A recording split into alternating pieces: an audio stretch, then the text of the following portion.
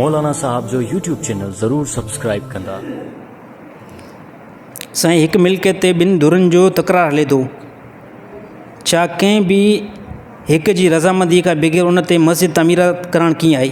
न साईं, बिल्कुलु इन ते मस्जिद तामीरात करणु ग़लति अमल आहे। को फॾे वारो प्लाट आहे या अहिड़ी का प्रॉपर्टी जंहिं ते ॿिनि माण्हुनि जो झेड़ो थो हले त कोई माण्हू तकड़ करे इन में मस्जिद तामीरात कराए? साईं अल्लाह जो घरु आहे?